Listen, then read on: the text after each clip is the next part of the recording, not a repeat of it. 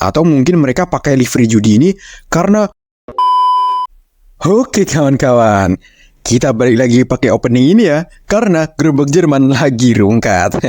Balik lagi dengan admin Tifosi yang suka berimajinasi, terangi harimu dengan konten F1-nya. Halo, selamat datang di Gus Bagus F1.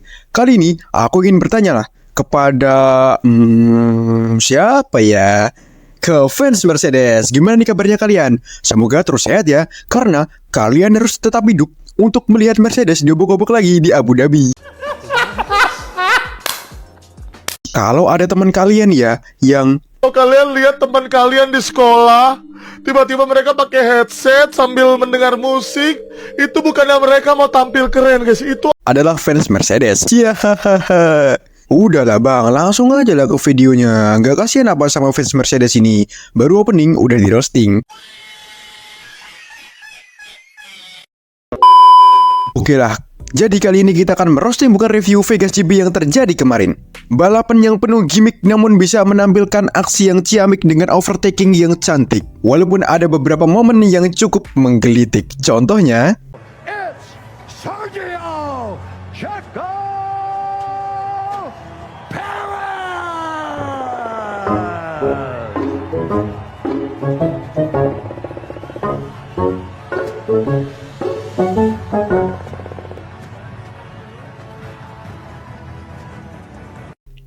Hawkart kali lah. Ini baru satu, belum yang lain. Cobalah kalian sebutin gimmick terfreak apa yang terjadi di Las Vegas kemarin. Coba tulis di komen ya. Bahkan Max Verstappen pun sampai berkata bahwa Vegas ini 99% entertainment dan hanya 1% balapan. Dan dia juga berkata bahwa dia ini merasa seperti badut. Hei Max, kau ini baru ngerasa sekarang jadi badut? Kau lihatlah pembalap Ferrari ini, udah dari awal mereka jadi badut. Lalu, banyak tim yang mengeluarkan livery khusus untuk Vegas ini, yaitu Williams, Alpine, Alfa Romeo, Alfa Tauri, McLaren, Red Bull, dan Ferrari. Namun yang ingin kusorot adalah livery Ferrari, yang warnanya Indonesia kali lah. Merah putih banget gak tuh? Kayaknya mereka tahu apa counter orang Belanda. Ya Indonesia lah, tengoklah. 350 tahun Wilhelmus bisa di stop bos, apalagi yang cuma semusim. Dan mulai terbuktilah di mana abang Koirul kita berhasil tampil apik di free practice pertama, free practice kedua, dan di kualifikasi dengan Leclerc meraih pole position dan Sainz di posisi kedua. Ini dibahas nanti ya. Sekarang kita bahas liverynya. Kayaknya mulai bekerjalah teori counter Belanda ini dengan livery Indonesia. Namun ini bekerja sebelum akhirnya Red Bull juga memutuskan memakai race suit berwarna merah putih. Jirlah di counter balik ini namanya. Kayaknya Red Bull ini taulah counter Indonesia ini adalah bangsanya sendiri, seperti kata Bapak IR Soekarno. Makanya lah jadi hingga jadi menang ya kan. Red Bull juga pakai livery spesial yang ada siluet warna ungunya yang mengingatkan kita pada zaman-zaman kejayaan Sebastian Vettel waktu masih di Red Bull dulu. Lalu Alfa Romeo menggunakan livery kartu remi di kasino. Ya nggak heran sih, karena sponsor utama mereka adalah Stake yang merupakan perusahaan situs judi. Atau mungkin mereka pakai livery judi ini karena menjanjikan kemenangan, seperti kata lagunya Bak Haji Roma Irama ya kan. Padahal aslinya ya bohong. Lalu Alfa Tauri yang pakai livery mirip zebra. Ini mah bukan mirip zebra bang, berbungkus jajanan top 1000-an lah. Lalu yang lain ya lihat sendirilah ya. Lama nanti videonya.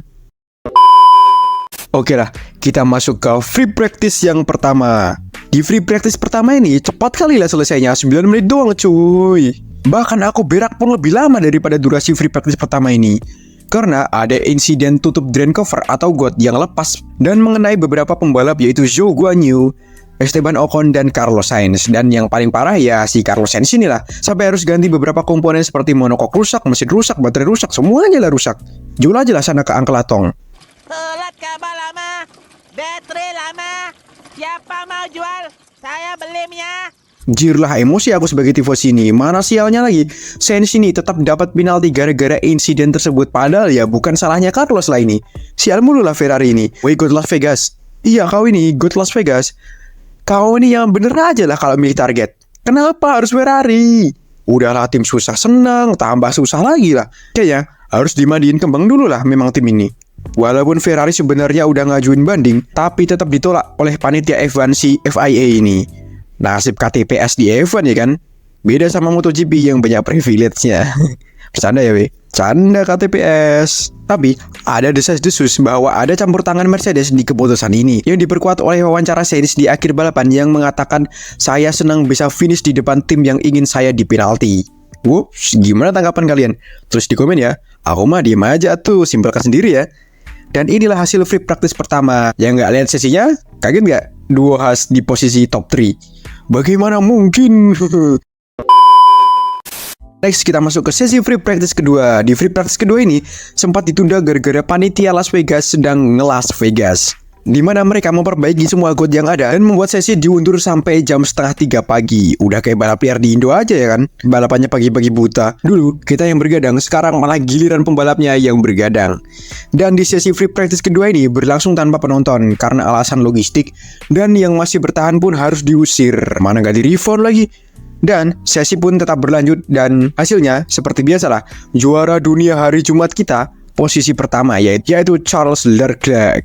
Dan Sainz di posisi kedua dan whoops, apakah ini pertanda Singapura GP Part 2? Mana Verstappen di posisi 6 lagi? Wah, ini mulai nampak optimis kuda delman ini. Lalu Alonso di posisi ketiga dan dua Mercedes di posisi 9 dan posisi 12. Hehehe. Nggak bisa lurusan nih ya. Woi pemula, sini aku ajarin pemula. Kamu nggak tahu aku sepuh. Sini, kamu aku ajarin. Aku sepuh loh. Kamu minta diajarin sama aku kan? Sini pemula, aku sepuh. Pemula, sini wahai pemula. Terus sisanya ya baca sendirilah ya. Next kita masuk ke free practice ketiga. Di sesi free practice ketiga ini sudah berjalan normal, tapi yang nggak normal itu hasilnya, di mana raja penalti kita si Bang Russell lagi-lagi meraih penalti bang. Oh bukan, enggak, dia nggak dapat penalti. Belum sih, karena di race-nya hits ini di West nanti. Oke, back to the topic. Di mana ia berhasil meraih posisi pertama. Whoops, pertanda apa ini coy? Apakah tanda-tanda panitia event harus segera menyiapkan lagu God Save the King? Lalu Piastri di posisi kedua dan Logan Sargent di posisi ketiga coy. Drill God pula beliau ini, mengasapi duo Red Bull di bawahnya. Makin gacor pula ini orang. Dan Alex Albon di posisi ke-6 yang membuat Williams meraih hasil positif yang keterusan sampai kualifikasi. Tapi Albon malah cosplay Russell dan Leclerc pula dia jadi duta tembok. Dia nyium tembok di Vegas yang membuat bannya sampai lepas dan red flag pun dikibarkan dan sesi pun berakhir. Lalu Ferrari, cirlah, masa iya nih tim jagonya cuma doang posisi 16-17, woi yang bener aja lah. Ya ini karena mereka masih pakai ban medium sih, di saat yang lain pakai soft. Biasalah, biasa sepuh sedang merendah karena dikualifikasi. Oke lah, kita masuk ke sesi kualifikasi yang hasilnya Ferrari pole lagi coy. Budayakan nonton Ferrari sampai kualifikasi deh. Yang dimana Ferrari berhasil meraih 1-2 dengan Leclerc di posisi pertama dan Sainz di posisi kedua. Info syukuran. Bilang sama Scuderia Ferrari, makasih udah buat mobil segacor ini. Mulai optimislah para tifosi ini akan terulang kembali Singapura Grand Prix. Tapi ya aku sebagai tifosi ada pesimis juga sih. Soalnya Max akan start di posisi kedua karena posisinya naik disebabkan oleh penaltinya Carlos Sainz yang harus membuat Sainz turun ke posisi 12. Dan juga ya kita semua tahu lah ya kan, apa artinya kalau Leclerc pole. Karena beliau ini adalah ketua umum PDMK, pole doang menang kagak. Tapi lah, lifetime Leclerc ini menjanjikan banget lah kurasa. Ora ungu, ora senyum coy. Semakin tinggi lah ekspektasi para tifosi ini. Lalu, dua McLaren yang gagal lolos dari Q1. Kayaknya kepencet factory reset lah ini tim. Jadi balik ke performa awal di awal musim. Dan Yuki Tsunoda juga gagal lolos dari Q1 dan start dari posisi juru kunci. Dan lihatlah betapa sabarnya Dek Yuki ini menerima hasil tersebut. Untungnya bukan steering wheel ya yang dilempar. Rame nanti. Gak kebayang sih gimana bunyi radio Yuki itu pas dia dikasih tahu dia bakal start paling belakang. Auto berubah jadi sandi Morse ya kan. Lalu kita masuk ke sesi Q2 di mana Lewis Hamilton dan Sergio Perez gagal lolos dari Q2. Kayaknya ini sengaja lah mereka berdua ini deket-deketan biar fair ya kan duel posisi kedua klasemennya. Tapi lah, masa Hamilton ini kalah lah sama mobil Williams nih. Gak cuma satu coy, bahkan dua sekaligus. Juara dunia 7 kali, diasapi Logan Sargent coy. Tenang Bang Hamilton, tinggal satu race lagi kok kau pakai gerobak ini. Nampak kali lah beliau ini udah muak dengan mobil W14 ini. Yakinlah, besok di 2024 ini kau nih bisa bersaing lagi lah. Bersaing lagi dengan Alpine tapi ya. Lalu kita masuk ke sesi Q3 yang hasilnya ya kita semua tahu lah ya kan siapa yang pole. Tapi yang ingin aku sorot adalah di sesi Q3 ini. Bentar. Bau apa ini? Bau-bau ada yang sedang memasak ini coy. Lezat kali baunya. Siapa ini? Yaitu adalah duo Williams. Mereka berhasil meraih posisi kelima dan posisi keenam coy. Gacor kali lah. Dan inilah hasil lengkap kualifikasinya. Ya baca sendiri lah ya. Oke lah, kita masuk ke race utamanya. Sebelum start, ngelawak lagi panitia Vegas ini di mana mobil parade Oscar Piastri mengalami kebocoran oli sebelum start berlangsung.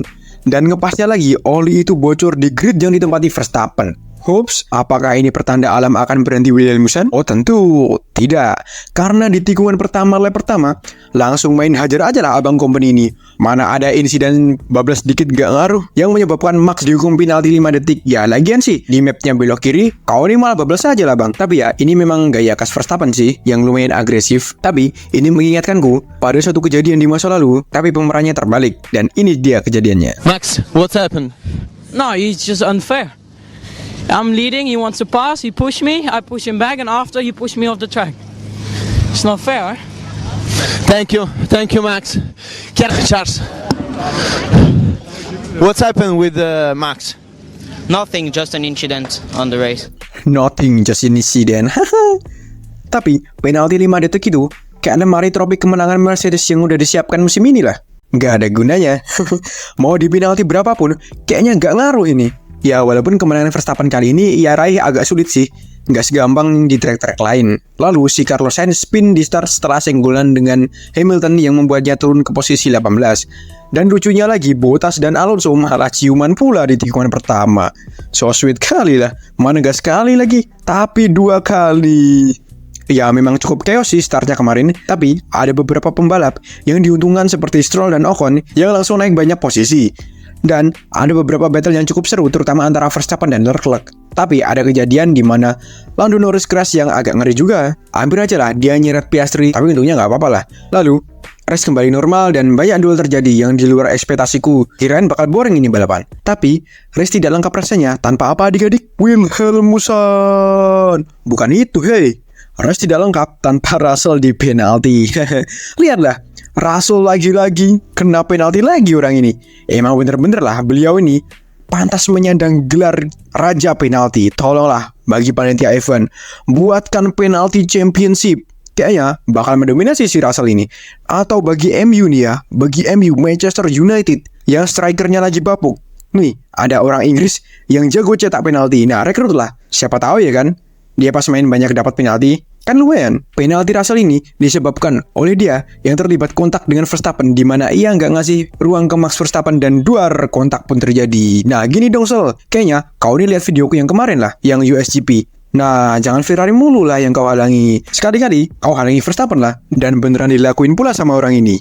Tapi ya ternyata nggak ada gunanya juga ngalangi Verstappen, karena walaupun front wingnya rusak, tetap ngacer juga ini orang. Rusak dikit gak ngaruh bosku. Tapi crash ini membuat safety car keluar karena banyaknya debris di track. Debris ya, bukan De Vries. De Vries mah udah mau balapan di Formula PLN dia.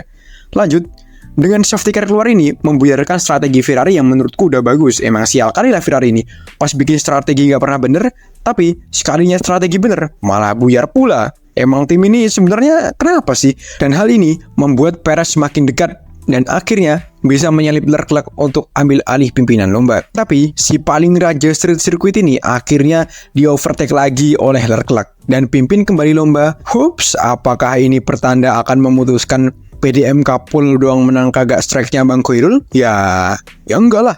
Lihatlah, Verstappen mulai mendekat ke Perez dan Perez ya duluan King. Dan Verstappen makin dekat, dan pas DRS kebuka, bang, udah bang. Iya bang, gak lagi-lagi, pole position lagi. Langsung diulti lah sama Verstappen ini. Ojo lali adate bosku. Leclerc yang pole, Verstappen yang menang. Dah lah, aku sebagai tifosi ya udahlah ya, mau gimana lagi ya kan. Tapi setelah di overtake, buat kesalahan pula si Koirul ini.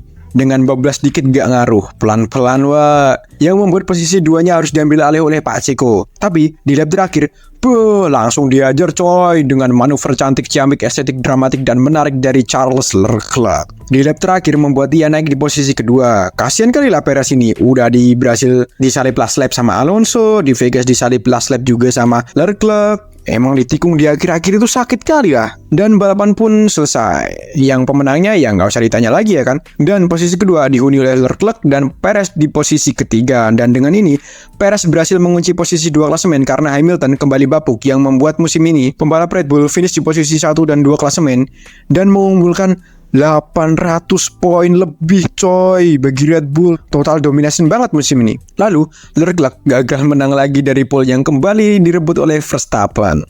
Tapi ini adalah hasil yang baiklah bagi Ferrari, karena Sainz juga finish di atas 2 Mercedes, yang membuat jarak Ferrari ke Mercedes hanya tersisa 4 poin saja dan akan ditentukan di Abu Dhabi nanti. Kalian tim Ferrari atau tim Mercedes? Tulis di komen ya. Tapi andai aja lah Leclerc gak DNS di Brasil, udah kesalip dah tuh poin Mercedes. Tapi ya udahlah ya. Lalu ada lagi penampilan gacor dari Ocon dan Stroll yang sama-sama naik banyak posisi, di mana Ocon dari posisi ke-16 ke posisi ke-4 dan Stroll dari posisi 19 ke posisi ke-5. Gimana nih bapaknya Stroll? Apakah jadi ganti anaknya? Emang gacor kali lah raja Stroll ini. Mode janggut Alonso, malah mengalonsokan diri pula dia. Yang biasanya Alonso yang gendong tim, sekarang Stroll yang gendong tim. Dan Williams kembali nice try. Padahal mereka start di posisi 10 besar, tapi harus puas membawa pulang 0 poin. Dan dengan kemenangan ke-18 ini, Max Verstappen semakin membeku di puncak klasemen dengan 549 poin dan Perez di posisi kedua dengan 273 poin. Dan sisanya ya apa aja sendirilah ya. Dan dengan ini Red Bull juga berhasil memecahkan rekor Mercedes dengan 20 kali kemenangan di satu musim. Bayangin aja lah gimana ekspresi Toto Wolff ini pas ngecek Wikipedia. Dan dengan ini selesailah balapan Vegas yang V-nya Verstappen dan G-nya gimmick. Jangan lupa besok minggu adalah minggu terakhir kita Wilhelmusan. Gak kerasa adat mingguan kita akan segera berakhir. Jadi see you besok lagi di GP Abu Dhabi. Udah ya weh, mau aku edit dulu ini videonya, nggak kelar-kelar nanti. Dadah guys, dan jangan lupa share ke mama teman kalian.